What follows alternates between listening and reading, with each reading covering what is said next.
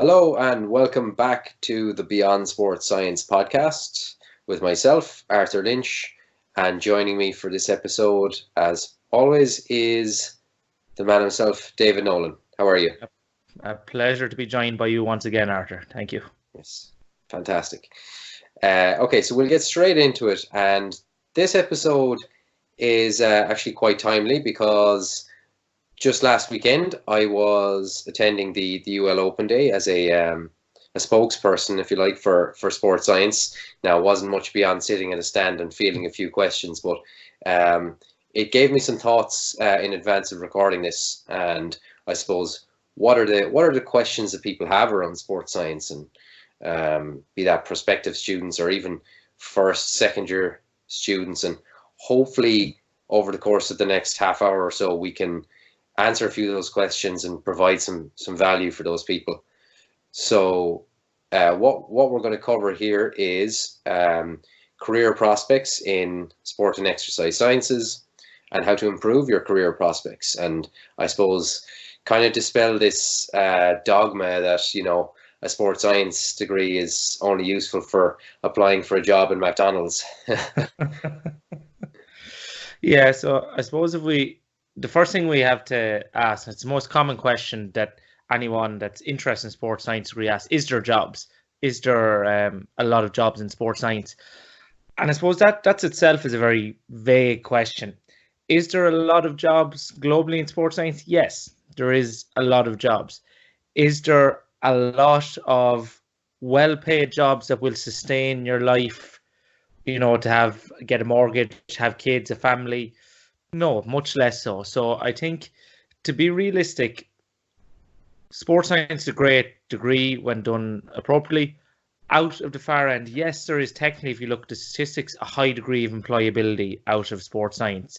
But when you dig into the kind of statistics there, it paints a different picture. And that is, a lot of those people who are technically not in unemployment, so who are in employment or further education, a lot of those are people who've gone on to do master's degrees in physiotherapy, occupational therapy, or something to get a professional qualification. People who've gone into PhD research, and a lot of the people who are gone into employment are gone into employment in a non-sports science sector, so a different sector, be that retail, business, or education, gone on to be teachers or what it may be. Very few people, in my opinion, come out with sports science and straight away get into a job at a professional strength and conditioning coach at a high level club, go in as a data analyst, go in as a sports scientist into a high level club and get a full-time career in the sports science sector.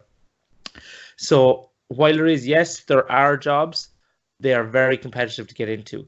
Your chances of getting a job straight off the back of a sports science degree, and a good job, good highly paying or even moderately paying job, is quite low in my opinion. You won't easily walk into it. And that's why it's important to kind of, that the tips we're about to talk about in this episode resonate with you, because although there are not many jobs, there are still jobs there. So if you want to walk out your sports science degree and you're not interested in maybe having to do a master's before getting a job, you want to go straight into a job, you have to be highly competitive from day one, and you have to put certain things in place that will increase your employability. For, say, for example, if there's a class of 50 sports science graduate, I would argue somewhere between 3 and 5 of those individuals are going to probably end up in a sports science based job straight out of the degree. I don't know if you would kind of agree with those numbers. That puts us at what, between 6 and 10% of graduates probably go straight into a sports science degree or a sports science sector job. Yeah, I would probably go along with that. Now, that said, I'll have to admit I haven't checked up on everyone that I went to college with, to sports science with, but I'd imagine you're not too far off the mark there. So if we say, let's take a 16, 17-year-old who comes to you and says, David, I'm interested in doing sports science. I've listened to your previous episode and I think I'd fit the bill. I think sports science is something that I'd be interested in doing and that I'd be suitable for. But I'd like to be able to come out of it with a job at the other end. Not an unreasonable thing to say. What advice would you give that prospective student? So I suppose as I said, the degree is very general. So if you don't know what area you want to go into, the degree will allow you to try different areas. That being said, it's probably a good idea, and most people will have a area that they think they want to go into on the other end of the degree, be that a strength and conditioning coach or whatever it may be. So if we took the idea of strength and conditioning, someone wants to do a sports science degree with the view that they want to be a strength and conditioning coach, say with provincial or national level rugby or whoever it may be. Now, if you just simply go in, do your degree and get your degree, even a first class honours, and then you see these jobs advertised for S&C positions, and you just, okay, I've done the basics, I've done all my modules, I haven't done anything extracurricular, but I've done all my modules, got on really well, perfect grades, and then apply. Your chances of getting any of those jobs are pretty much zero, in my opinion. If anyone works in the strength and conditioning industry, such as I do, you will understand the reality of it. So if that was an area, and this applies, the same principles will apply to any given career. From day one, you have to be making connections and gaining experience. It's as simple as that. The sports science industry as a whole works a lot on nepotism, where a lot of time, unfortunately, the reality of the industry, it's not what you know, it's who you know. It's people get you into positions rather than your own merit or qualifications. Now, once you get into those positions, your abilities as a practitioner and your merit as a practitioner is what sustains you. But to get your foot in the door with a lot of these places, you need to know people. So how do we do that as, you know, a bright-eyed, bushy-tailed student coming into first year? So within anything, you have to do more than your competitors. If you have all your students coming in, you have to be better than the rest of your counterparts, and you have to gain more experience and do this tactically. Most people only realize this in year 3 and 4 when it's arguably too late. So from day one, if you want to be a strength and conditioning coach going into a sports science degree, start coaching. There is this reservation that, oh, I have to learn so much, or there's a prerequisite of knowledge I must have before I can start coaching. That's bullshit. You can start coaching from pretty much day one. Just don't oversell yourself for what you are, and be humble. So the problem is a lot of people want to coach at the deep end. They want to go in and, oh, I'm only working with elite athletes, whoever it may be. Any S&C coach that tells me they can't get experience, and I often hear this like, oh, there's nowhere I can get experience. You go to your local GA club, or even not even your own GA club, just one that's a little bit down the road where people might know you as well. You go to a rugby club, a boxing club, any of these organizations, say, look, I'm a strength and conditioning coach. I'm looking for some experience. I haven't done much. Be honest about your capabilities. I want to learn, hone my craft a little bit. Can I offer some strength and conditioning services free of charge to your team or club? Or can I do some testing? Do you need testing done with your athletes or whatever it may be? You offer your services to these individuals. You knock on enough doors, people are going to take you on, you're going to get your job. So you can learn all the theory, and I often say this is any strength and conditioning coach, throw yourself into a rural GA team with 30 different footballers of different levels, different height, shapes, different attitudes and personalities towards strength and conditioning. That is where you'll become a good coach. If you can go in and coach effectively in that environment, you can coach in pretty much any environment. So there's a big difference between learning the theory and becoming a good applied practitioner. So that's what you need to do. Start building up that experience so that when you come out of the degree, you've already worked with hundreds of individuals. That's already setting yourself apart. Now, what you also do by giving this experience is you meet people. Go in and don't burn any bridges. Always, no matter how things finish up or if you leave that team, end on good terms with the managers and the selectors, because these individuals will always move around to different teams, different organizations, and you don't know where you're going to bump into people down the road. So always kind of build good relationships with the people that appoint people. Like, the players are great, but the managers are the ones that hire S&C staff. So get in on good terms with the managers, show yourself to be a valuable component within any team environment or with any athletes.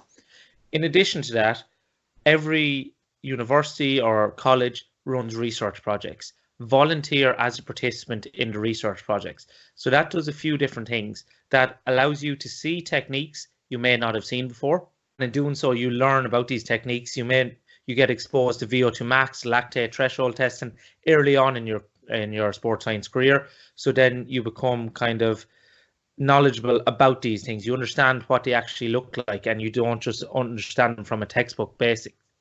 What you also do there, you're building connections again.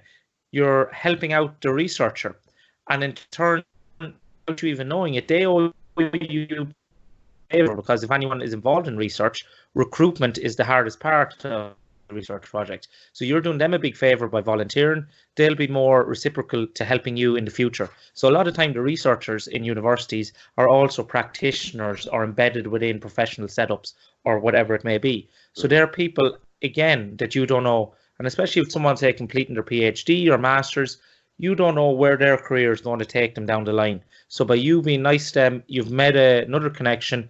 Down the line, they may be able to help you or put in a good word when you go to a certain organisation. Now, once you volunteer and for a few different studies, you can also approach these researchers and say, look, I'm very interested in what you're doing. I'm keen to understand it. Could I maybe help you out from the other side of things? Could I help you as a research assistant to your project? So just even if that's holding a clipboard and writing down numbers or doing the very basic things, you're doing, again, you're deepening that connection with that researcher. You're building that rapport. So now they owe you even more of a favor without them knowing, or they'll be more receptive to you in the future. But you're also raking up that experience. Now you've showed that you're willing to be a volunteer for studies. You're gaining experience working with these teams and individuals. And then also you're gaining applied research skills, which are then valued in different organizations as well. So as a strength and conditioning coach, you don't just go in and coach. You may be collecting data, expect to do some analyzing of data and create reports for the head coaches and the coaching team. So now you showed a wide range of skills, like, look, I've applied myself as a coach. I have a lot of experience in actual coaching and dealing with personalities and people, but I also have this analytical side to me where, look, I'm able to collect data, effectively analyze it, write it up, report, do all these things. So you're showing that you're very versatile and you can move between. So if you do that from day one and you have 4 years of that built up, you essentially come out the other side of the degree as a well-rounded practitioner where you've coached hundreds of people, hopefully at this stage. You've carried out hundreds of clinical tests, be that VO2 maxes, lactate, Wingates, all these things that you'd be expected to do in a professional setup. You're competent in all the different softwares that are used around this. So you're a versatile practitioner. You're a sports scientist and an S&C. You can move between positions, fill in, and be very valuable. But then also, week on week, month on month, you're meeting new people, establishing new connections, and now all of a sudden, at the end of the degree, you have a network, a web of hundreds of different individuals who are all interconnected that move around from different sporting organizations. So then over time, you essentially build up this network of people all over the world that you can contact. And it mightn't be that you're on, they're not your drinking buddies, all these people, but it may be just the case that if you connect with them on LinkedIn or you send them an email that, oh yeah, it clicks with them. I remember Arthur. Arthur volunteered for all my studies undergrad. I liked him. He was a good guy. Yeah, I'll say the manager, that guy's probably a good guy. So it's those little things. And again, a lot of people probably don't do this effectively enough in sports science, in my opinion, because you don't get the instant gratification. It's very much about planting a lot of different seeds and reaping that rewards and harvesting that years later. And I see that play out again and again, both within my own career and within other practitioners in the field who are successful, in my opinion. So that alone is probably the best piece of advice I can give to improving your employability status outside the sports science degree. In addition to the rest of the things, get really good grades, do decent projects, do good coursework, all that kind of stuff, extracurricular activities as well. But I think the gaining experience and networking are the two things that a lot of sports science students fail to do and has really negative repercussions for them out the far side of their degree. Yeah, so two things you said kind of early on in that piece that really stuck out for me. One, the importance of staying humble. No one owes you anything, particularly as a first or second year sports science student. And the other thing is, when someone might say, oh, I can't get experience, you have to start at the bottom rung of the ladder, and you have to pay your dues. Yeah, absolutely. And that can be incredibly valuable for you down the line, as you were saying, working with people with different personalities, that might have certain notions or preconceived thoughts and attitudes towards even.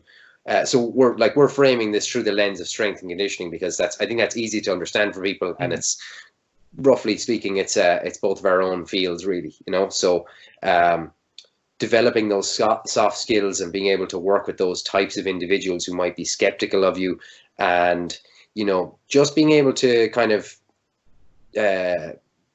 tactically or sort of strategically manage people who might be of different personalities. So for instance, I'll give you an example. A friend of mine that I was chatting to there a few days ago, so he's working with an inter-county team, and he's the lead S&C guy, and he's working under a manager who's of the philosophy of more is generally better. You know what I mean?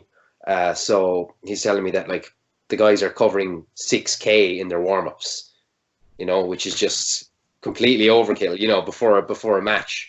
So instead of framing that as like talking to the manager and saying, "Oh, this is ridiculous. What the hell are you doing? This is a terrible strategy," or whatever, he kind of he phrases it in such a way that you can kind of coax the manager to your way of thinking, and it's kind of like you lay out the figures for him and you say, it's a little bit much, It's not like, "Oh, we need to completely change this. Your way of doing things is shite." It's just learning about how to kind of coax them around to your way of thinking, and that is a skill, and that takes time to develop. Yeah, and I think in this industry, it's a very important and underrated skill, because, as I said, you're building up these connections. So in order for people to like you, you have to know how to deal with people and not be too standoffish. And especially in the strength and conditioning field, people often have some degree of superiority complex about themselves. But you have to remember a couple of things. No matter how good of an S&C coach you are, you're still a service provider at the end of the day.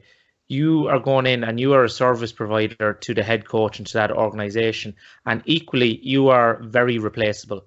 You could be replaced in the morning, and for most S&C coaches, it won't make a big difference to the team whether the S&C coach is replaced abruptly. So obviously within any organization, the most important people are the players themselves. But professionally, in terms of your professional relationships, arguably your relationship to the head coach or manager is the most important, because if they don't like you, you're gone. That's essentially what it's going to be. So if you come in and try to, and oftentimes we know more about the strength and of things than the head coach. That's why we're in this area, and we have all this exercise theory knowledge. And oftentimes as young S&C coaches, we're enthusiastic to go in and show off about how much we know about all these advanced techniques and advanced testing and technology. But if you try to come in and overhaul a system that's well established and working well for that head coach, you're going to be hit with that kind of wall, that pushback. And if you just try to stand up, "Well, no, you hired me, this is what we're doing now," that authoritarian type of stand, that doesn't really go well with most head coaches who are in themselves a leader, because that is what they've gravitated to. They like to be the one calling the shots. They naturally have some degree of ego with that. So you generally will get a personality clash there. So what you need to do is pick your battles. As you said, learn how to coax that individual. Even it sounds cynical on one level, or kind of sociopathic, where you want to present your ideas and present your information in a way that they think it's their idea, that the changes that are going to happen, that it's their idea, they've come up with it, and if they take the credit for it, so be it. You're still got the performance of your athletes. But yeah, and some people are naturally not people persons. They don't know how to work people. That is a skill in itself. You get thrown in the deep end. You work with hundreds of different athletes of all different backgrounds. You learn about personalities, and as I said, you stay humble. You acknowledge, okay, why does that athlete seem to not respond to me very well? What is it about them, or what is it about the way I'm speaking to them that they're not being receptive? And this is where you come into the kind of coaching style and finding your own coaching personality. That's very important, because a lot of athletes, they don't really care about your technical knowledge. this old kind of adage that no one cares what you know, or was it no one cares what you know until they know you care. And I think that's important. The athletes themselves need to feel that you actually give a shit about them.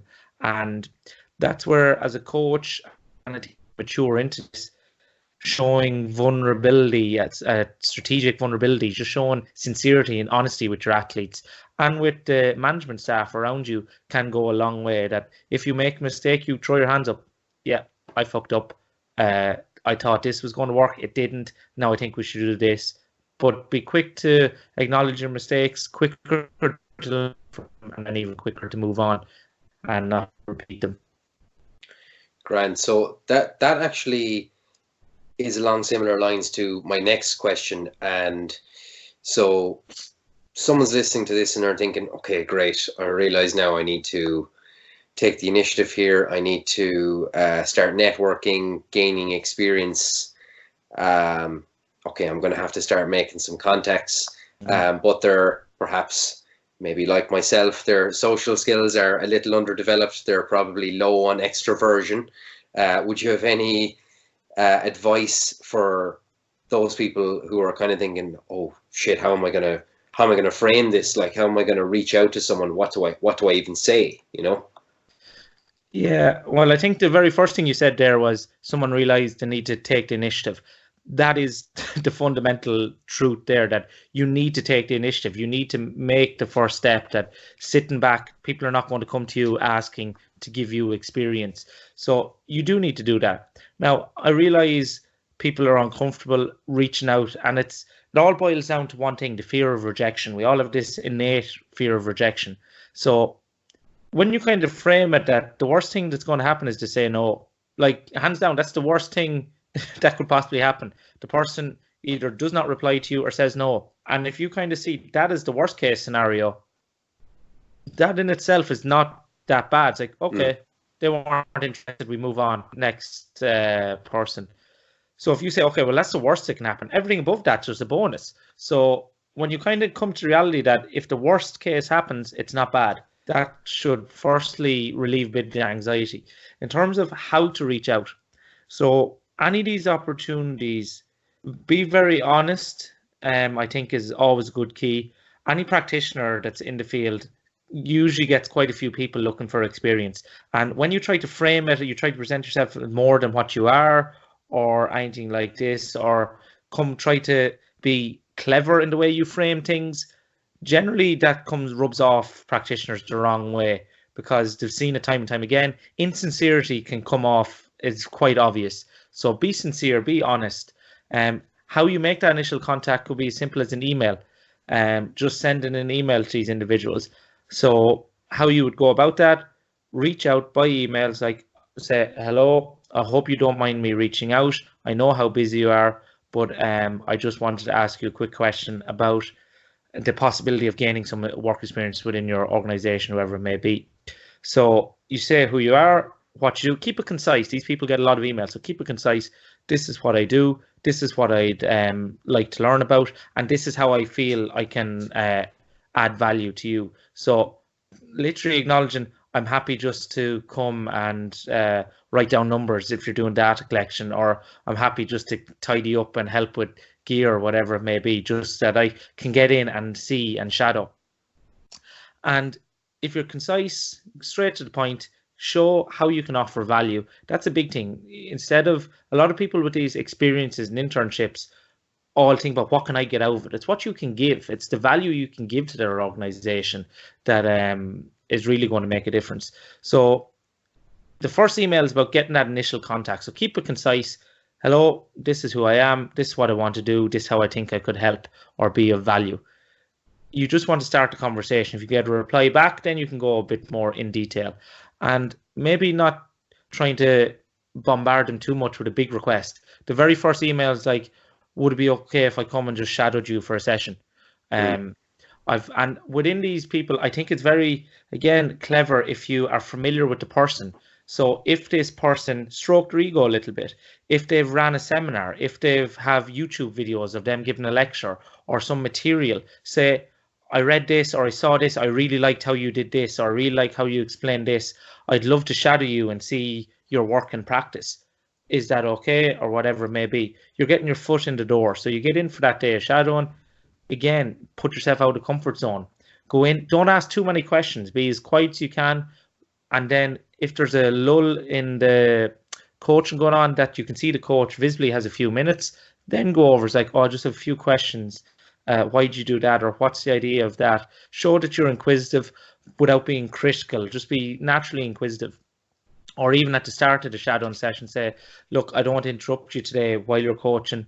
Can we grab a coffee for 5 minutes at the end of the day? And I just go through a few observations that I'll probably pick up during the day. So like that, you being at the coaching session should only bring value. It should either have a neutral effect or bring value. You being at these sessions shouldn't drag down the quality of the coaching or impede the coaching in any way, because that's a quick way to rub some off the wrong way. If you're there, you shadow quite well, you ask good questions, you get on well with that coach, that's where you potentially open up avenues for doing internships or getting a bit more experience, helping out with their testing or whatever it may be. So the easiest way to connect with these people is simply just pop an email if you can get it. As I said, if you're volunteering for research, all these time building up a network, you will probably, some of the researchers might work with that organization, that might be your in. You might be able to use them to put in a good word for you to get some experience shadowing or whatever it may be. But just value the people's time. Don't expect anything in return, and just acknowledge that the worst that can happen is to say no. But if you do get the opportunity to go, don't be an impediment to these individuals, and try to bring as much value as you can. And it's even the small things. You know, if you see a bit of rubbish on the bin, this sounds ridiculous, and I tell people this the whole time. If you're in, say, you're in the Munster gym and you're walking around and the coach is watching you, if you pass a bin and there's rubbish on the floor and you pick it up and throw it in the bin, it's those little things that people pick up on, that you're bringing the right attitude and standards to that environment, and they're more likely to bring you on. For example, a strength and conditioning coach I look up to quite a bit is Lauren Landau out of the US, quite expert in speed and agility type of stuff. But in his performance institute in the States, I know for a fact he has had internships where he has purposely splashed a bit of water up on the back of the sink and across the kind of hand basin in the bathrooms, and been in there at the same time as one of the interns, just to see if that intern would acknowledge, oh, here's an issue, I'll clean it up. So, and those type of things, dropping rubbish beside the bin, to see if you're someone that kind of pass off, well, that's someone else's problem, I don't deal with that, or whether you're someone that says, no, this there's a problem in front of me, I'm going to solve it and deal with that issue quite simply now. So it's those little kind of soft skills and traits that really can, it sounds ridiculous, but can actually make a huge difference to how you come across and how you're appraised by other professionals. Yeah, that's fantastic, man. I think we can kind of start to wrap things up now. I think we covered a lot there, and that was really good. I think that was really useful for the listeners. You were on a roll there. It's like Rain Man there. Yeah. Giving away all my sociopathic tendencies. Like, this is how I manipulate people. Yeah. He's all the time judging you. Yeah, while all the time secretly criticizing you and biting my own tongue. But yeah, if we're to wrap up, again, as I said, sports science, not a lot of jobs out the back end of it. You have to be a really good practitioner, really competitive to get a job straight off the bat. And how you increase your ability to get a job is by gaining as much experience as you can across a wide range of skills and networking, getting to know people, building good relationships with people, and just developing that network. Throw that in with diligent coursework and that kind of understanding, and becoming a really good practitioner in terms of the theory and application side of things, and you're giving yourself a really good chance of getting a job out of the back of sports science and building a lifelong career. Awesome. All right, so that concludes this episode. Thank you for listening. David, thank you for joining me. And as always, if you like this episode, make sure to click subscribe for notifications of future episodes, and we will talk to you next time.